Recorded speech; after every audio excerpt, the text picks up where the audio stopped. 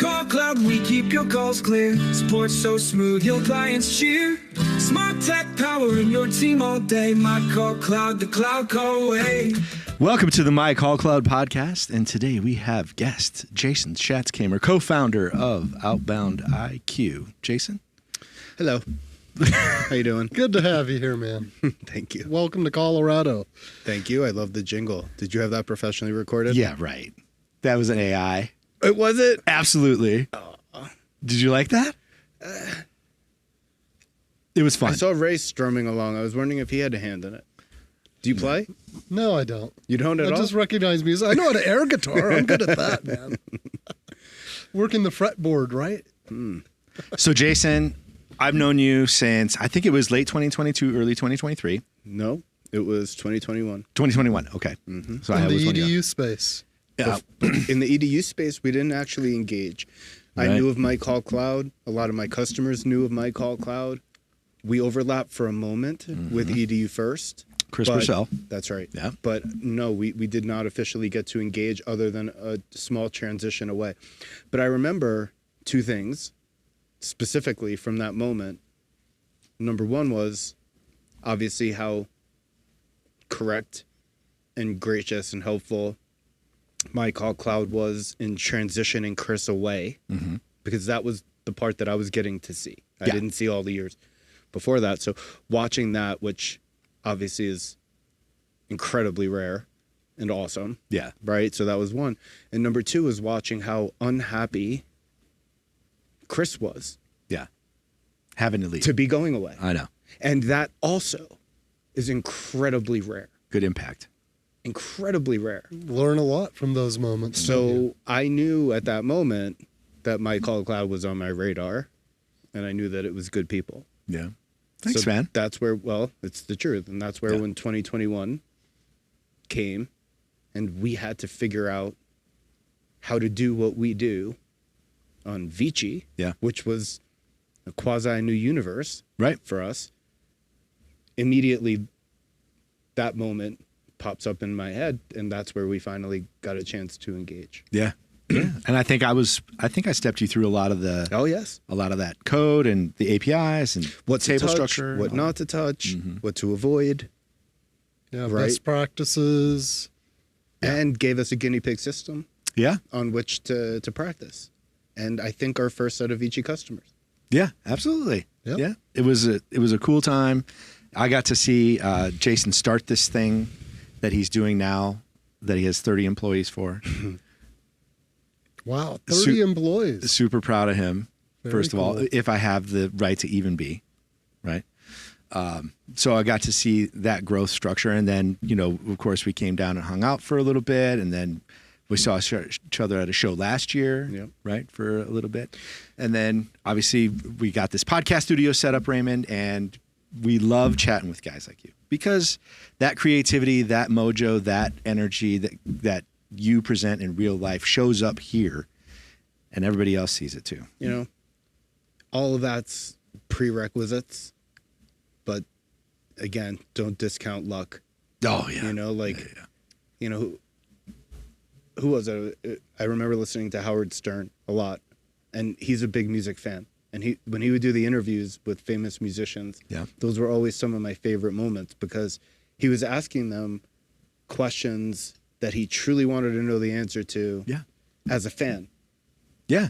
Like And- background information or whatever. Sure. It might be. Like Yep.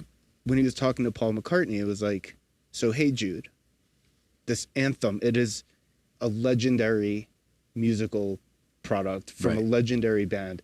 And it was like, where did Hey Jude come from? Where were you specifically? What room were you sitting in? Who were you talking to? Who was in the room? Where in Was it- life were you? Right. Was it just the band? Were you smoking weed? Were you drinking? Like, was it 2 a.m? Was it 2 p.m? Like, where did it come from? How long did it take? think I Who know came the up with story. the idea? Yeah. And what they say pretty universally is that Hey Jude appeared, the song was literally written, invented, created, written, complete in like 15 minutes. Yeah, on the spot. That there are songs that they labored over for years that nobody gives a shit about. Yeah. But this amazing product, this Hey Jude song, 15 minutes, just like that. Yeah. As if magic out of nowhere. It doesn't make the Beatles less creative or talented or anything else on the songs that they were laboring over. It's not like Hey Jude required more talent. Right. It's that the universe sometimes drops in luck. You stay at something long enough. Yeah. And again, I don't care if that something is a company, a product, an industry, a philosophy, or a martial art, or a slot machine. Like seriously, Sure. you sit there long enough. Yeah. You're going to get, the universe is going to give you the up. You're going to hit something. Yes. Shots on goal. Exactly. Yeah. Yeah. To that muse, I'm sure he probably had that moment where he was, in between something, or he was being still, or something came, right? And he just scribble it down, man. It just Right. comes out. For a comedian, it's the right joke. Yeah. For a programmer, it's the right app. Yeah. It's.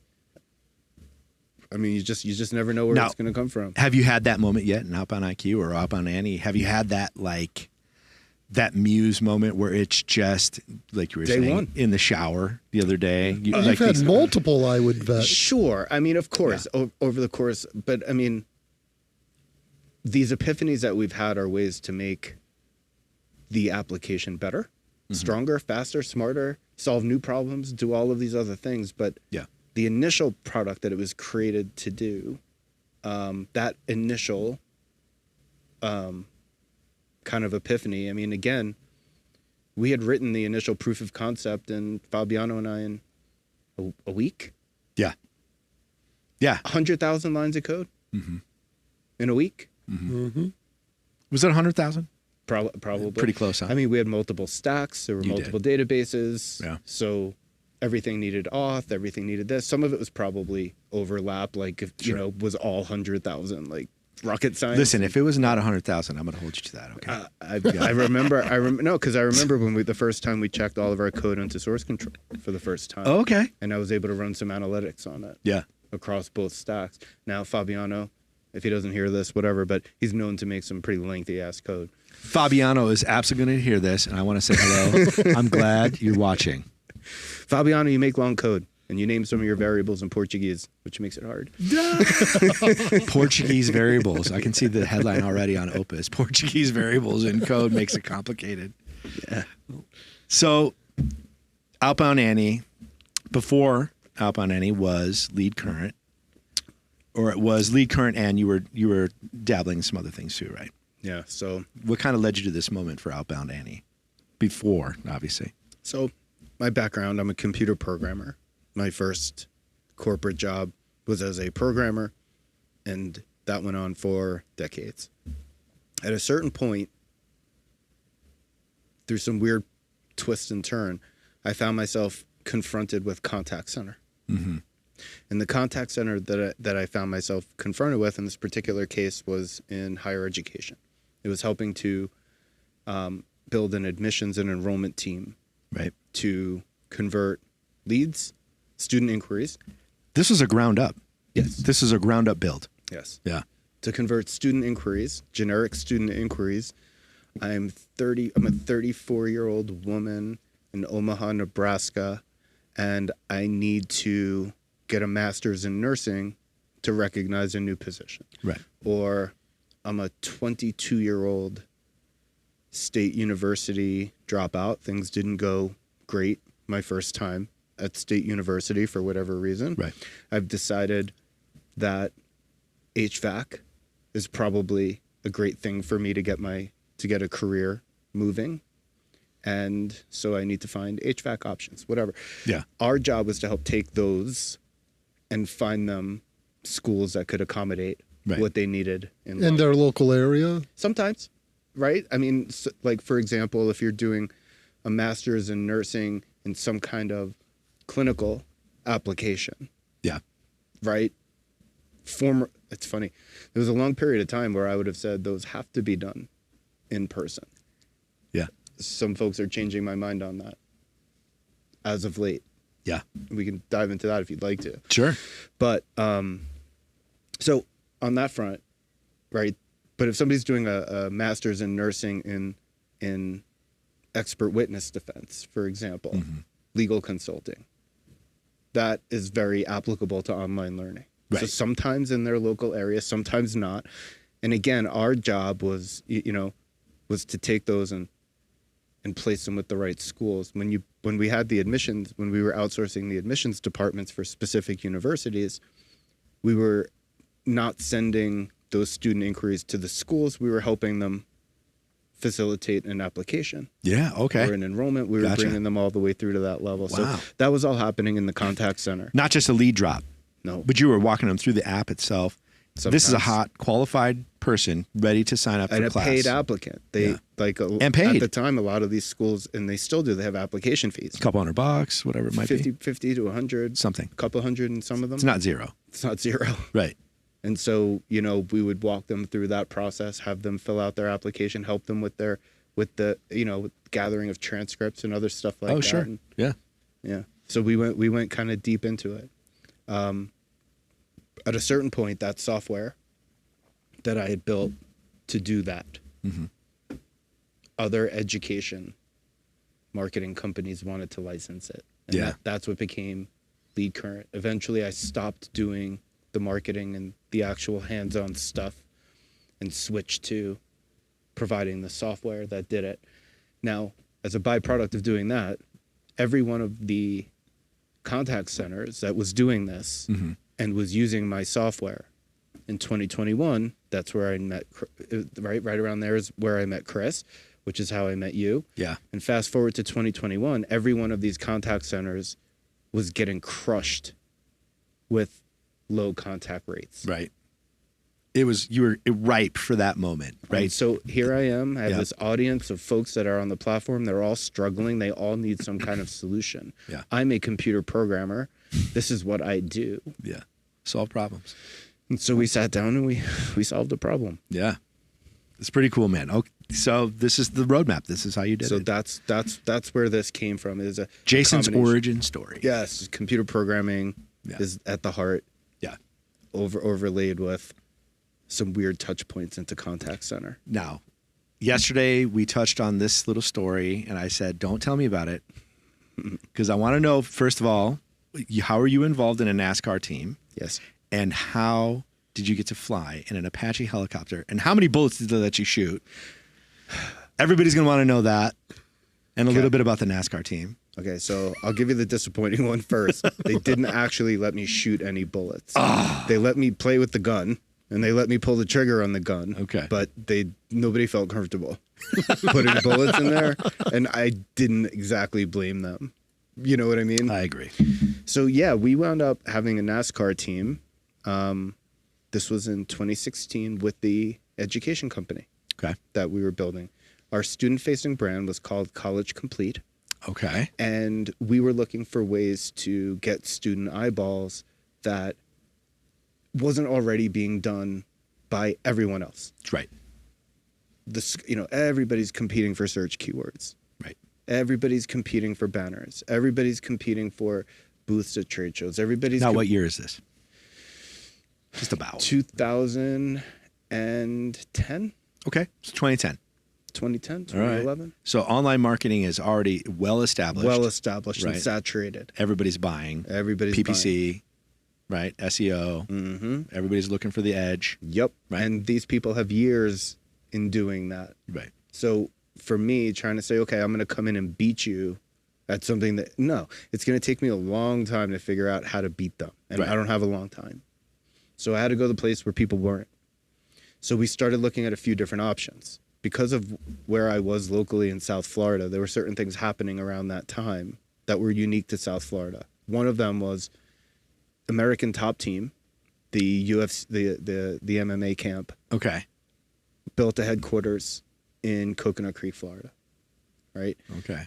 They erupted in South Florida. That's where their origin was. So it became a hotbed for professional MMA fighters coming into the area, which started to grow the business side of it there. So some of my friends were in MMA management down here. Some of them were in MMA marketing. At the time, what MMA marketing was, it was like Condom Depot, You know what I mean? Like on, Sure. on the mat and stuff. Like it wasn't like Reebok and Nike and, you know, all these Condom Depot. That's what what it we're was. going with. That's what it was. Okay, bud. That's what it was right on the center of the octagon, right? So MMA was erupting, and through that you had like other sports connections, like the UFC and American Top Team and the fighters. They knew the insurance companies, and those insurance companies that worked with the MMA also worked with NASCAR and the NBA. And Okay. so like just being in that vicinity Yeah. exposed some really interesting conversations with a lot of people. One of the guys that we wound up meeting was a gentleman named Joe Mattioli. Joe Mattioli comes from the Mattioli family that owns Pocono Raceway Okay. up in Pennsylvania. Okay. And he was trying to get a fledgling race team in NASCAR. Yeah. And he wanted his son to be a driver. Okay. So he was shopping his son around all over the place, trying to get, like, they were going to fund his season anyway. Mm-hmm. But they wanted, obviously, contribution. Right. Right? Looks better if they have an actual company on the car instead of the Mattioli. Everybody knows it's, you know. So we were able to work out a deal for a startup company to be in NASCAR. How cool, man. So the nice thing about this for us, we felt, because obviously it's more than just having the team, it's having a story. Yeah. Right? And the story was that Chase Mattioli, Joe's son, was going to be, he was also a full-time college student at Fordham. Of course. So he was the only professional NASCAR driver who was also a full-time college student, which for College Complete, that became my story. What also became Cornerstone. Yes, For sure. was Chase Mattioli himself. Absolutely. What also became our story was the first time that I went to a NASCAR race and I started walking. I mean, I grew up in Brooklyn, New York. I was a tennis player. There was nothing in my life. You've never seen a racetrack I didn't like even that. watch it on TV. Yeah. But Joe brought us to the Daytona 500 when he was courting us. And I've never seen anything like it. What is it? 120,000? 250. 250,000 fans. I've never seen anything like it. That's wild. Right? I've never seen anything like it. Sea It was A enormous. sea of people. And the cars were just larger than life. The drivers, the music, the entertainment, the the noise. scene, like it The was. smell, the I mean, noise, yeah. F-18 fighters are flying overhead, and paratroopers are coming down off the helicopters. Like, damn, look at this show. It's a production. It is unbelievable. Yeah. And people were just so into it. The fans, like, I mean, Yeah. so I remember the first time I went there and I'm walking around with wide eyes looking at NASCAR and I'm seeing the food stands and I'm thinking about all the culinary degrees that had to be extended before Because you're in that lane right now. before the Daytona 500 Yeah. could be put on, because they need to prepare an endless stream of food and disposal and cooking and supplies and product and chefs and everything else for 250,000 people Yeah. for a week. Yeah.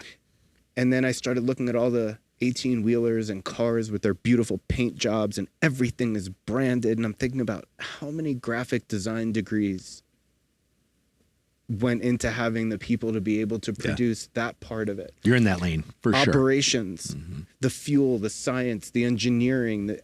Everywhere I looked at the NASCAR event was a college degree. Required Or something. a certification or something. Like you go to, and what started to appeal to me was, look, NASCAR fans would love to be a part of NASCAR. I can count on my fingers and toes the number of people that get to be the drivers. Yeah. Right.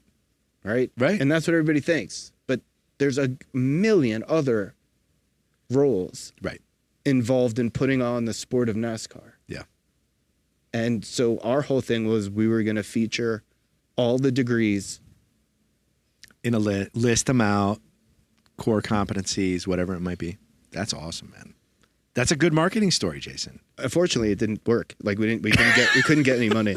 Like Damn it. No matter what we did, Yeah. we couldn't figure out how to make money from it. Oh, okay. Like, yeah, I mean, Yeah, I mean, it was every phone call we got, you know, it wasn't like, hey, I'm looking to go back to school. No, it was like, can you send us a t-shirt? Can you send us a hat, an autograph? You know, a signed poster. And of course, we're not only the sponsors of the race team, but we're also customer service in this regard. These are fans of our team and our driver. So every one of them, of course, we had to be gracious. We had to say yes, but our agents were manning these calls, and they could have been on student calls, and like they were productive calls. And it was just like, and we had to ship this stuff out. We had to have teams of people that were packaging and shipping, and we owed that to the fans. And like it wound up just being, everything just wound up being more. Yeah. And so for a while we had Chase as our driver, and you know, he was much, I think you can see now where he is. He's an executive at a company. His whole thing was much more about college than it was about being a race car driver. Right. Right. So his story was correct. Correct. No, absolutely was. And at some point we had transitioned to another driver named Justin Lofton, who wound up for a while being the #1 driver in the league. Like, we were killing it at races. We had wins and everything. Yeah. Which is very unusual for us. Yeah. It was a great story. But of course, and even then we couldn't figure out how to make a dime. As a matter of fact, all the exposure. It got more expensive. It got more expensive. Because now they needed special clothing for this interview and ESPN and that, and they're doing this production, so they need transport to get to. So who was funding this? Us. The race team? You were? Sure. And Joe Mattioli and the Mattioli family and all of that kind of stuff. So the Mattioli family checkbook was hot. I mean, money's flying around everywhere. Every little sticker that's on that car is some kind of contribution. $500 in some way, you know, or maybe not even money, but air filters, something, tires, equipment, right? So you put the K&N sticker on the side because they were gracious enough to give the air filters. You get free air filters. They take pictures with K&N in the car, you know? Yeah. Like marketing photos. Yeah. Yeah, but it was a trip. I'll tell you that. It was for 3 years. Again, we went through all the different permutations of NASCAR. It was quite the experience. Yeah. And the thing that I was telling you about yesterday, the thing that stands out to me out of all the experiences and so many fun stories, from the Moonshine to fist fights to the Moonshine? I mean, that's the core of NASCAR. That's the origin story of NASCAR. Oh, I see what you're saying. Yes. I was like, and it's not just the origin story, it's the current story. Like, where NASCAR goes, Moonshine goes. That's kind of how it works. Yeah. Like, you get to the track, the Moonshine gets to the track. Somehow. Yes. Yes. So that's what NASCAR was built on. Yeah. It was built on moonshine and cheating. Yeah. Lying, basically. Right. Right? It was, look at me, I've got a normal car. Not really. Not really. Stock I'm car. secretly got a lot of moonshine in it, and it can go 200 miles an hour and outrun the police. Right? It was the whole thing was about cheating. And it remains about cheating. What a game. That's what NASCAR is. It's cheating. Every single team is actively cheating. They're adding something. Yes. Fuel additives. Subterfuge. Something. And that's why, like, the officials, the cars line up before the race, and the officials bring them one by one through a series of tests. They're weighing it, they're balanced, they're checking the balance, they're measuring. Yeah, the inspection process. Yep, they're measuring the angles on the car. Like, they're checking, they're knocking on stuff, like, they're checking top to bottom to find the cheater. Yeah. And some teams get caught. Sure. Right there. And most teams don't. But they're all cheating. And the rest know, everybody knows it. Everybody knows it. Everybody knows it. Yeah. Like, they're looking for the cheat. Yeah. That's what and then they do the same thing. The people that place, those cars go in for individual inspection after the race too, because to make sure that they didn't change it. Yeah. In the middle of the race. Like, some people would take cork and they would soak cork for like 2 days in water. And then it would dry out. Yes. And they would put it in the car to make weight. Yeah. And then it would dry. And then it would dry over the course of the race, and the car would get lighter. And you'd see them at the end of the race scrambly. Like, they're running around and they're like squirting water into like different cracks and crevices of the car. Just to fill it up with a little bit more weight. So that it weighs after the race. Yeah. Not just before. Unreal. But they're all cheating. It's glorious. It's an amazing thing to watch. The cork cheat. Yes. Okay. It's honest. That's One a good example story. of many. It's like capitalism personified. Yeah. Like it's the same thing with the businesses, right? Capitalism For the most part, they're all cheating a little bit somewhere. It's just Somewhere. to do it in a way that's okay. All right. How about the helicopter? Tell us. So That was first of all, One that day. first part of the story was the sad part or the bad part. Is this is the good part? Okay. So- that was a pretty cool story. one day I get a call. Yeah. We get an email from somebody associated with Fort Riley Military Base in Kansas. Okay. There's a race coming up in Kansas City. We have the #1 driver on the track. This is right in the heyday of Afghanistan and Iraq Okay. deployments. Okay. And they were like, listen, a lot of the soldiers are really, really big fans of NASCAR and really big fans of Justin. Do you think there's any way when you guys are in Kansas City that you could come and kind of pay a visit to the troops? Now, Yeah. how do you say no to You that? can't. You can't. I mean, you could. course not. No. But you shouldn't. You shouldn't, Ever. ever. No. No. Right? Right. So again, I'll never forget these things, right? Like I remember we all got there like 2 days early and we woke up at 3 a.m. because Fort Riley was 2.5, 3 hours away Oh, geez. from Kansas City. Yeah. So, and we got this whole caravan that's leaving in the pitch black of night, right? And we've got Yeah. the 18-wheeler with 2 race trucks Yeah. in the back and the whole team.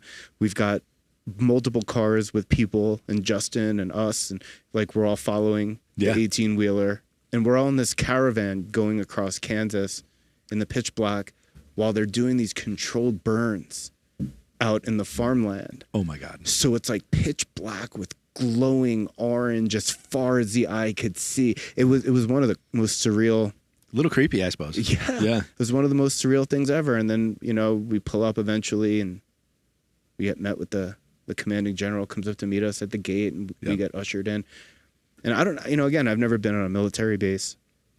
My background has never really put me You didn't cross paths face with to that. face with the military. Sure. It goodness. just, it just didn't. And so like this was all new stuff for me. Yeah. And so we went in there and we got to see the base, and 44,000 people I think live. 44,000? on that base. That's a big, okay. It's like a city. That's a really big They've base. got Yeah. supermarkets, commissaries. Right. They've got schools, Housing, housing. Like it's basically like running a Small. city. It's a small city. It's like running. Well, a not city. even in a small city. That's a fairly large city. And all the troops that are there aren't. It's not like they're just living and wandering around. They're going through training. They have to be certain places. Everything is just run like this tight ship. Yeah. When they eat, what they can eat. On Mondays they have carbs. On Tuesdays they have this. Like everything is very specifically laid out. Regimented. And I remember watching this and like just again, as somebody who's just managed businesses or call centers even, Yeah. like It looked very efficient. like you think you're in the Fortune 100 and you're an incredible manager, go manage a contact center for Yeah. a year. Go ahead. Go herd some cats. Go Yeah, ahead. right. Go ahead. Oh man. From day one The stories, on. This Jason. is the Vietnam of management. Yeah. Okay? Yeah. Like nothing there's no management No. that prepares you for that kind of management. There's no training program you can go to. No. There's no school you can go to. There's zero educational experiences ahead of. You're the floor supervisor. You're in management at the call center. You're nothing. Nope. And so when I would watch the order that these guys had in the city, it was again, it's just amazing. Like you want to talk about leadership and management. Yeah. Incredible. Like, at those levels of the military, it's pretty insane Yeah. what they're capable of. But so we go in and we get the whole tour of everything. They have a cavalry because Fort Riley is the first Army base in the country. The very first. What? Very first Army Fort Really? Riley. In Kansas. In Kansas. Interesting. Fort Riley, Kansas. Okay. I mean, that's Doc Holliday and that's Tombstone. You know? Yeah. I mean, this is this is early 1900s. Yeah. Right? Yeah, or well, late I would've 1800s figured- maybe. I would have figured like northeast, where the country started, all the way down and down The south first and fort. central into Kansas. First Brigade was down in Fort Riley. Pretty cool. In Kansas. And so they still have a cavalry. They still have like their horses and their No. like, you've never seen the stables horses, and the whole thing. You've never seen horses better cared for I bet. anywhere. Yeah. And I don't care. I mean, even you go watch racehorses. Yeah. They get pampered. Nothing like this. Nothing like this. They're treated like another soldier. Of course they are, because they are. Yeah. Absolutely. They're part of the army. That's Right. it. They're not just a horse. It's unbelievable to watch, and the relationship, right? We got to ride on the horses. We got to do that. And then they had just released the new Apache 5 helicopter. What? They went from the Apache 4s to the Apache 5s, and they had a hangar full of them at Fort Riley. And we got to go in there, and we got to fly in them. We got to sit in them. We got to pull, again, they Oh didn't let my us shoot live God. ammunition. Yeah. But, I mean, the gun barrels were bigger than my head. Oh, yeah. I could only imagine what those things are capable of. And the way that they control the sound that comes from them, the way that, I mean, the engineering behind these things is a miracle. Like, this thing is loud as fuck, and yet you don't know it's coming Right. until it's on you. Because they use certain angles of the blades Yes. in order to push the sound back. in particular. Yeah. I know, it's wild, isn't it? It is wild. I know. I actually lived next to an Apache helicopter maintenance person, whatever the crew chief, Yep. whatever they call him, right? So he would talk about that a little bit. I mean, those machines are nasty. Yeah. Nasty. Well, incredible. I mean, and listen, for human beings to make something that complicated with 28,000 miles of wire, whatever it is, 28,000 yards, I don't know, whatever the wiring is, the primary and secondary wiring, all of the control systems. When they move their head, When they- everything responds. Right. The heads-up display. I mean, those are $1 million a piece. Just that Yep. is $1 million. Yeah. Or so maybe, I don't know. one of the things that, and again, all of that is amazing, right? But Yeah. the piece that I'll never forget was when we parked the truck, and it was time for the soldiers to come get to meet Justin. Yeah. And this wave of soldiers is coming with Yeah. their families Oh, geez. because their families live with them on the base, wives, kids, young course. children. Yeah. And as I'm watching these folks come over, and, a lot of them, this particular fort had very active deployments coming and going. They were very heavily deployed to Iraq and Afghanistan. So Yeah. there was a lot of injury. Oh, shit. And so the sure. soldiers are coming and they're on crutches and they're missing the bottom half of their leg. Their face is bandaged up. You know what I mean? They've Yeah. got scars. They've got limps. They've got all these things. And what blew me away was that they were children. They were so young. Mm-hmm. 19, 20. Yeah. They were children. Yeah. Young boys. That it wasn't like, the 45-year-old tattooed No. man. It These was- are not war-torn veterans. No. Yeah, these are Not even legally able to drink Right. alcohol in America. And Right. yet here they are With- already back from already a war zone. they got married and had kids because they didn't know if they were coming back. Yeah, exactly. And so and I'm watching this and I'm hearing their stories and they're coming up to me and they're saying, thank you. They're saying, thank you for coming here and Showing bringing up. Justin. And I'm like, no. Thank you, guys. Mhm. Yeah. No. Yeah, I know. And I got so vested in this, watching this unfold and getting to hear. I mean, I'd never. It's funny. You think about war and deployments and all this stuff, and right away you think about the media and blue and red and arguments over politics and should we be doing this and shouldn't we be, and all those are fine arguments and that's fine. But when you're standing there on the ground with these children, Life. it is not up to them. Right. It is not their say. Yeah. When somebody decides they go, and from there it's fucking chaos. Yeah. And there's no guarantee of return. Whether they believe in the reason they're there or don't believe does not matter at all. Let's follow the order. Insignificant. Yeah. And it's crazy because I think that level of humanity is lost sometimes in the back and forth bickering that happens at the higher levels. And it broke my heart. And I was watching this and I'm like, all these people are fans. I'm like, I have to do something. Yeah. And so I went over to the commanding general and I'm like, listen, now mind you, we're a startup. And mind you, a NASCAR ticket is $100. Yeah. For general admission. Yeah. I went to the commanding general and I'm like, listen, I need you to send out a note to every single person on the base. Yeah. I'm like, anybody who wants to drive the 3 hours, anybody who's available to go to the race, I will buy their ticket. Good for you. That's what came out of my mouth. I immediately regretted it. Yeah, I was like, immediately regret it. Like as it was coming out of my mouth, I'm like, fuck. How right? I'm many like, what am I doing? 30,000, thousands of 40,000? people? Correct. And I'm With like, family and kids. I mean, I'm looking at potentially like a $4 million bill. I'm like, Jason.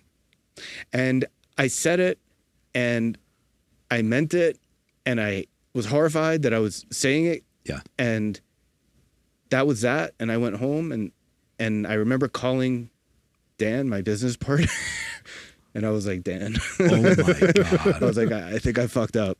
Jason. I was like, I think I fucked up a little bit. I think I invited potentially 44,000 people to the race tonight.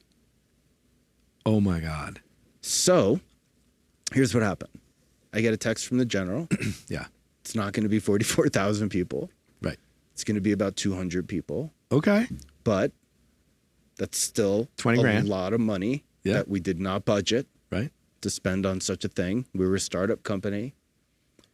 And I went to the racetrack and the owner and I went to him and I'm like, listen, here's my company credit card. I'm like, there's going to be some folks showing up from Fort Riley.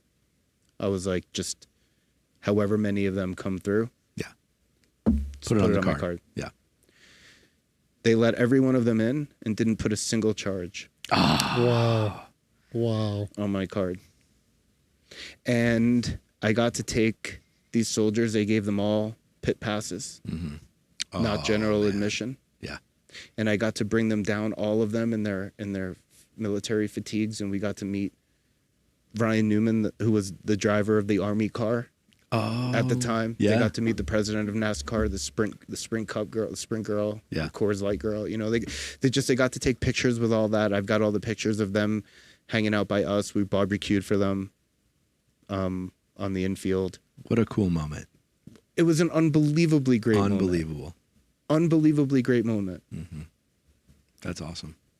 But yeah, I think at some point, every American who's not in the military should get to spend a day on a base. Mm-hmm. I think it'll change you. And I think it'll change your whole perception of the military, even as a concept. It'll soften the propaganda for sure. You will see that when you go there and they're real human beings, they're human beings living there, working, doing their routines, whatever it is. Same thing as everybody else. Same thing as and they didn't ask for trouble, and many of them they don't have these options in life. And for so many of them, they were telling me their stories going into the military. It wasn't even a decision. It was like, that's what you do. It's what my great-great-grandfather did. It's what my great-grandfather did. It's what my father did. It's what we're going to do. Like, this is what you do. Right. And again, it's so admirable. It's my path went different. Yeah. You got to pick. You don't have to put your life on the line right? for development. We've had this conversation yesterday too. How much do we really choose, Noah? Perceived decisions. Yeah. Always. How much do we really choose versus how much just happens? Yeah. Or what did you plan on? Right. What was the plan? Ray, what was your question? Even when you don't plan, things happen. I know. They just do. They line.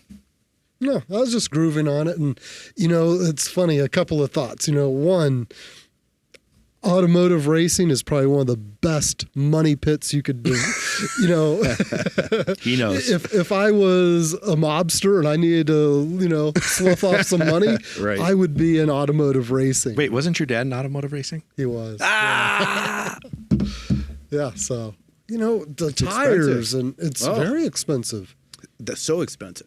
Well, yeah, your whole comment about, the whole narrative about finding sponsorship is a big deal. There's a lot of talent. If you don't find sponsorship, Many of the drivers at the time didn't have sponsors. Like, it's not like sponsors for the entry drivers and the entry teams. It's not like people are falling all over themselves Trying with to get there. sponsorship opportunities. yeah, it's not They a have poor to man's hustle. sport. They have to hustle. And so many of these are funded by the families. If And the you're especially corporations. talented, maybe a corporation.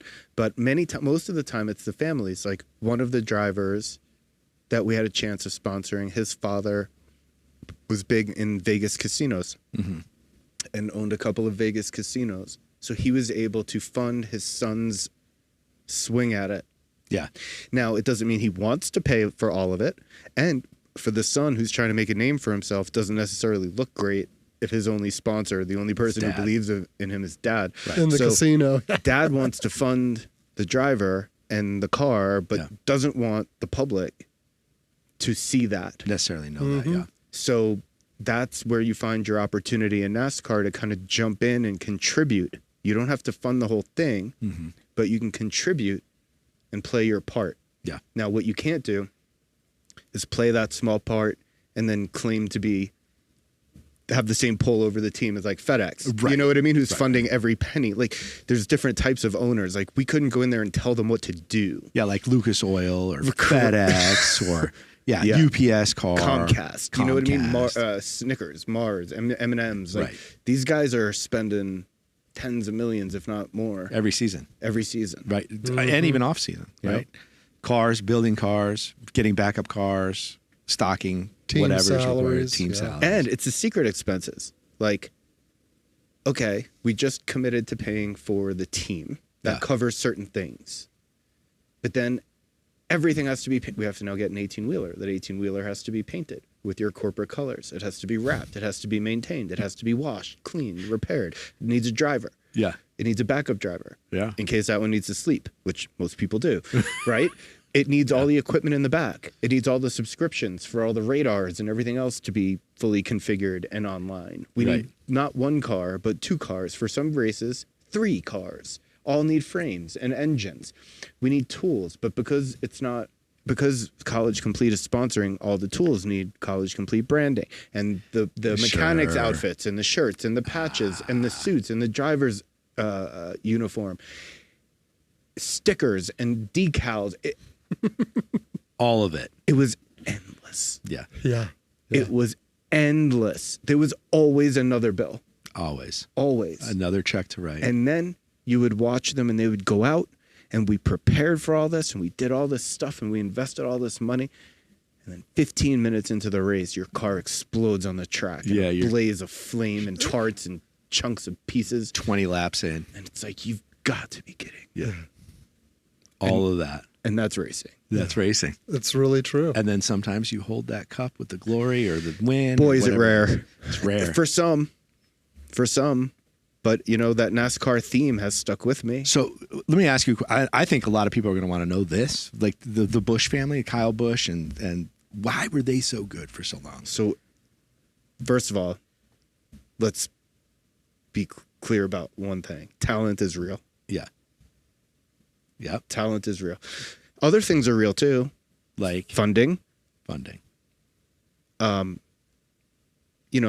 investment, creativity. I mean, all these things matter. But when you've got 35 cars lined up on a track and they are measured to be within millimeters of each other in shape, within grams of each other in weight, they're all using the exact same tires. Yeah. They've all got one of 3 engines, Ford, Chevy, or Toyota. Yep. There's no uniqueness there. So why does one car keep winning? Of course, It's the driver. And, Gets the driver. and talent is real. Yeah. And we tell people that all the time. Yeah. Look at MyCallCloud. Over the course of the years, some MyCallCloud customers have gotten your product, which is the MyCallCloud product, and have built incredible businesses on it that are making money hand over fist. Others, given the exact same product, the exact same car, have turned and driven it straight into a wall. Or are still wandering in reverse, making small circles on the track. Right. Like, at the end of the day, it's not the car. Yeah. It's the person behind the wheel. Yeah. There's talent. There's talent. Clearly. And, you know, there's... Aren't his analogies good, by the way? I love it. I just love these analogies. Like, he hits these analogies so goddamn good. He just I didn't even does. see it coming. The cars, the plumber, the HVAC, this polished analogies. He thinks about these. But whether it's MyCallCloud, every MyCallCloud customer gets the same MyCallCloud. Every 5.9 customer gets the same 5.9. Every Genesis customer gets the same Genesis. Right. Blah, blah, blah, blah, blah, blah, blah. So if we assume... How do they drive? Now, and this is where, again, we talk about contact center as an art and science. If we assume for a moment that everybody has the best tires and everybody's got the best driver and everybody's got the best of all of the basics covered. Yeah. Now who wins? And it's the one that gets just a little more creative. Now, if you're not the best at all of these things, if you know your pit crew sucks, your driver's great, your car's great, but man, my pit crew's not so good. Right. Right? Or we couldn't afford a spotter this week to tell us where our opportunities are In the track. we have Like to kind during of feel the it race. out, right? Yeah. You know, depending on, like, if you don't consider yourself the best at all of those things, then assume that your chances of winning the race are zero. Unless everyone else fucks up that day. Everybody else has to have a They mistake. crash, Right. they do a mistake, they do something, all of a sudden the track is yours for the taking. Right. Great, you hung in there. Yeah. But when those guys that do have the best of breed of everything are firing on all cylinders, you have to understand that if you're not doing the same, you will lose. Can't chase them down. You can't build an immaculate team with a car that is just quivering. It's so ready to go. Yeah. Just sitting there quivering. It just so badly wants to go on the track.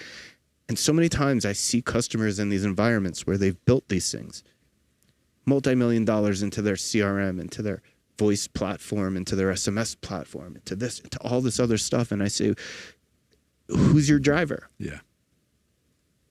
And they look at me like I'm an alien. Yeah. Yeah. And they look at each other. And they say, well, this guy does some, and this guy does some, and that guy. And I'm like, no. Yeah. This is a driver. Who's your driver? Right. Like, who's driving this car? Right. And many times they just grab some dude out of IT. Or they were like, hey, or he'll the do it. floor. Or the floor. Right. Oh, this Right. guy's good at IT. Right. This agent is good and at I'm IT. like, so the you floor put sales manager. you put all of this into the machinery Yeah. and didn't even have in your head who the driver. Like, normally, the way these teams operate is that the first thing they pick is the driver, and then everything else is built around them. Yeah. You don't find a driver to fit your shape. You shape around the driver. Right. That's how these teams are winning the races. That's how call centers or contact Yes. centers that succeed, Yes. perform well, they have a good driver. And they have a good pit crew, and they have a good spotter, and they have good repair people, and they have good scientists investigating, and they have good data analytics that That's are it. constantly saying, listen, if we just move a 1/4 inch deeper inside on turn 4 for the next 6 laps, you're going to take the number 1 position. That's right. Who's measuring that? When a tire blows out, how quickly are they repairing it? Right. Because things happen. Yep. The person, right? The people who operate as a team. AWS went down. Sure. Cloudflare went down. What do we do? What do we do? What do we do? Who's on it? Who's working on it? Do we have a backup plan? Do we have an alternative? If you don't, you're going to watch the one who does out there on the track gaining lap after lap after lap while you proceed to lose that race. That's right. Is that the same thing that's going to happen next week? No. Right. But this week you lost because the other people did it better than you. Yeah. It's no different in the contact center. Yeah. Or shift by shift, day by day. And then Hour we by talk hour about all sometimes. these things. And then it's like, or sometimes you watch these people build these multi-million-dollar things. They've got this unbelievable driver. He's the Lewis Hamilton of freaking contact center. Like, I mean, amazing. Yeah. Everything is set up to be perfect. We're just going to dump this lawnmower fuel into the gas tank. Like, you do all that and then you buy shit data. Lawnmower fuel. Or lawnmower fuel. Right? Yeah. Like, goddamn it. Yeah. Put that 98, 99, 103 octane fuel in there and watch what that car can do. Yeah. Watch the return on investment. Watch. It's happiest when it's got that in it. Yeah. It's built to perform. No. And we watch this so many times, and I use this analogy so many times, you know, and make no mistake about it. In the contact center, every single day is a race. Oh, yeah. Because if you're a mortgage company, every day at 8 a.m. Eastern when you start, we're 7:59. If you're serious about this, Right. you know what I mean? Like, everybody should be on before 8. again, listen, right? Your agents should not be wandering in at 8:05. Having coffee. They should have been in at 7:45.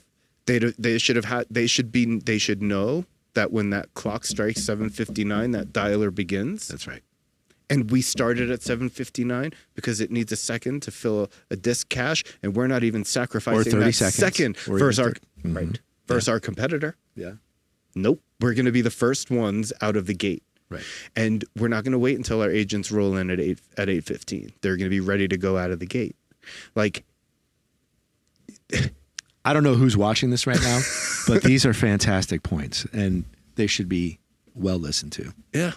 Absolutely. Yeah. I mean, you have to get all these pieces correct. Yeah. You have to get them all right. And we say to people all the time as I watch their stats, they're like, I don't understand, you know, this other mortgage company, they're getting 150 policies and we're dialing on the same data. And, you know, we like, why are we not getting those same number of policies? And it's like, you go on and you look and, you know, you see agents wandering in at 8:03, 8:06, 8:09. Dialing really starts at 8:14, 8:15. And it's like, well, if I told you that 34 of the cars on the track start on the green light and you just sit there for 15 minutes and then start, mark my words. How are you going to do? You're not winning this race. There's no chance. Nope. Yeah, you're not going to win that race. You have to at least start right. You got to put to all hope the pieces to end right. Yeah, you got to have it all in place. You got to have it all in place. And this is every day because if other mortgage companies are competing for the same policy, other blood donation companies are competing for the same appointment, other insurance, you know, are competing for the same plan. I mean, everybody wants the consumer. There's a limited number of consumers. That's right. That are in the buy mode. That's right. At any point in time. That's right. And if you are not talking to that person because it's 8:14, they've already had 2 or 3 phone calls. That's exactly right. Yeah. By the time yours comes in, they don't want to talk to you anymore. Yeah. They're already done. They're solved. They may have even found their solution that they were looking for. Exactly. Yeah. So, you know, this is the thing that fundamentally, even when we started Outbound ANI or Outbound IQ, not so as much then, I don't think, as much as I appreciate it now, is that everybody was so focused at the time on the carriers, on the things outside that were impacting them, that I think people were looking for relief out there without even beginning to get their arms around how much of that was not the problem, but a symptom. Right. Of internal. Yeah, of course. Look inside first. Look inside. See how what's can I there. be better? How can I be more creative? How do I check all the boxes? How do I strengthen my pit crew? Yeah. How do I train my spotter? What do I have them looking for even? Yeah. Where are the opportunities? Where do you get them from? Yeah. How do I tune my car? Right? Because again, what was correct on Monday, this is the bitch of Outbound. What was correct on Monday is no longer correct on Tuesday because some variable changed 15% of my agents got sick. Tuesday's a whole new day. A whole new day. And it's a whole new game and a whole new race. It's a whole new game. Every day is a game. That's it. And no two will ever be the same. I agree. Because of all the moving parts. And I think all of us have been in the call center space long enough, either participating in it in some sort of operational facility or watching it, observing it, making recommendations. You can just tell. There are call centers you'll walk into and you know that they're successful. You just know they are because they sit down at 8.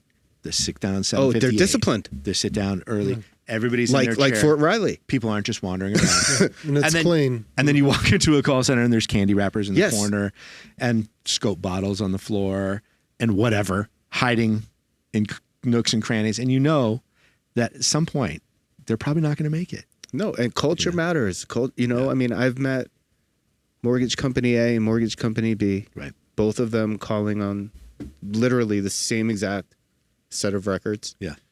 On any given day. One of them starts loading those records and they wake up every morning at 4 a.m. to make sure that every record is loaded and processed. The other one Ready to go. Gets into the office at 8 after dropping off their kids and starts the lead load process while agents are getting on the phone. Yeah. Mm-hmm. Now, when mortgage company B says, what's wrong with my dialer? Yeah. Why am I not performing the same as... Nothing's wrong with your dialer. Yeah. It's you. Yeah, it's you. Your data's already aged. It's already been called twice. Yes. Yeah. It's you. It's you. Yeah. You gotta tighten your process. And you don't find, this is outbound. This is outbound. Like you have to check all the boxes of the things that are required. Yeah. And then you have to push as hard as you can to check more. And you have to execute too. You actually have to do it every day. The process well. and execute. It is not for the weak. It's not for the weak. Outbound is not for the weak. And then sometimes you'll see a call center that has some success and they grow and they just expect to rinse and repeat the process. But then things change and then human beings are complicated. And so in NASCAR, my analogy there is that, they would have 15, 16 races over the course of the season, but Daytona, the track, is a giant oval. Yeah. One giant banked oval. Yep. But then you go down to Bristol and it's like a road race. You've got all these sharp turns. It's almost like Formula One. It's like, so the question is, who is you have one driver. Is the driver optimized for this kind of track? They kill it when they're on the ovals. Right. Boy, do they suck it up when they're on this kind of track. And to me, that's the difference between today my CRM is having a tech problem. Yeah. Or tomorrow I lost 15% of my agents over a commission change. Right. Or, today I introduced 13 new hires onto the phone. Yeah. Or something as innocuous, as somebody's girlfriend in the marketing department looked suggestively at someone else's at the Christmas party last night. Right. And now you've stocked your system. I know everybody hates each other, but you've stocked your system with the best leads and the best fuel. Yeah. And the car is tuned to perfection and the pit crew is tuned to perfection and the spotters are in place. And my God, if you look at every variable, we should be killing it. Yeah. But we're accomplishing nothing today. Yeah. You don't find that in your spreadsheets. Yeah. You find that with your people. Yeah. Observing your people. And being present. Yeah. And being intimate. Yeah. And you need that kind of relationship with your contact center. Yeah. Mm-hmm. Yep. You need to know what's going on. And you feel more than anything. And the agents, what a weird relationship when you talk about outbound contact center and the relationship with the agents, right? Yeah. I mean, my analogy there that I always use is they were our team. They were our athletes. They were our New York Jets on the field. They were the high paid producers. Yeah. And you treated them well. Yeah. They were your stars. Yeah. You know what I mean? They were your team. Mm-hmm. But at the same time, boy, was it adversarial. Oh yeah, they could be the villains too. They could be the star or the villain. Because like Either way. NASCAR, agents are always cheating. Yeah. They're always, and you have to know this going in. Yeah. This is okay. This is part of what makes, they say that Michael Jordan was the best basketball player ever, but in hindsight, when you look at a lot of the reels, you find that he was actually doing some pretty sneaky stuff. Right. Three But stabs. was doing it in such a way that he wasn't getting the calls. Right. Yeah. Toe tap on the bottom of the last stab, Like, or whatever it was. make no mistake about it. Yeah. The top tier athletes push the boundaries. Absolutely. They run red line. That's how they win. All the time. And the same goes on your floor. Absolutely. Same goes on your floor. Yeah. Like, don't be surprised that they run red line and that occasionally they go a little too fast. Yeah. Yeah. I mean, Well, you have a commission structure and they want to put food on the table. You define an edge, they're going to push it. oh yeah. And they're going to If find you don't every enforce it, they're going to find every loophole in the system. They're going to find every nook and cranny. We have this one agent for this one customer that they shift all of the data in their sales order. All of it gets shifted by one field. Just one person, one human being has figured out a keystroke or some macro running on their PC or whatever it is that shifts all the data by one field. One human being. Well, thank goodness. At least that person didn't teach it to the person next to them, because this is what we see in the center too. Is the eruption of superstition and bullshit. So Oh, yeah. one agent will sit there, Yes. and will turn to the next agent and say, "Hey, I figured it out. Yes. If you disposition 3 in a row as do not call, They'll give you another one. the next one is a sale." And it's like, Yeah. so all of a sudden you start watching, everybody's getting marked as do not call. It's like, what is my traffic provider an asshole? Did Google malfunctioning? Like, what's going on? Like, what is happening here? Yeah. Why is everybody DNCing? Because somebody started a rumor that's the math. That's the math. And like, again, how do you define this to a new call center operator hey, look out for the superstition? Like, oh man, now we're getting into the esoteric levels of contact center, but boy, is it real. Dude, human beings are complicated. They're complicated machines, right? And if they spread that virus through the center, they will take you down for the day. And you God lose the forbid race it's a for the top day. performer who says that. And some of them will say that just to throw off. Other people. Yes. Just to so they can make more. Yes. Yeah. Oh my God. It gives you me a need a headache good just thinking driver. about it. But these are also your producers. And at the end of each day, when you've won the race, the celebration with them, there's nothing like it. I know. Yeah. Like, those wins don't happen by accident. Right. Mm-hmm. It's a grind. It is a grind. It's a grind. And there's days you win. There's days you win by a lot. And there's days you don't. Yes. Right. And things go wrong. We've had the best setups ever for certain races at NASCAR. And it wasn't even us. It was somebody in front of us Yeah. blew out a tire. It wasn't even their fault. Yeah. It smacked something. It just happened, and a piece of debris went into the radiator, and that's that. That's it. I know. Wasn't you. You had nothing to do with it. Your preparation was perfect. But all that said, the only way you will win the race is if all those boxes are checked. Be prepared. So you can't go into it anticipating the accidental problem. You have to go into it determined to win. Right. That's it. Listen, Jason, we got to wrap this up. We got to get you back to the airport. We're going to have you on again. You are coming here again. I would love to. For sure. I would love to. Please have me down in Florida. I will help you solidify whatever you need to produce content down there. I will. You are welcome anytime. You too, Ray. Dude, it's a Jason. pleasure having you. We're going to see you soon. Thank you. Thanks, Jason. Hey, and let's do a shout out. Shout outs. Chaz, who's been our #1 support guy for the MyCallCloud and Chaz, IQ team. Chaz thank is you. mine. Yeah, Chaz is mine. Chaz is Jason's. He's We're not mine. we're not taking him. Chaz, shout out to you, my friend. Well deserved one. Much respect, man. Bye, everybody. Appreciate you.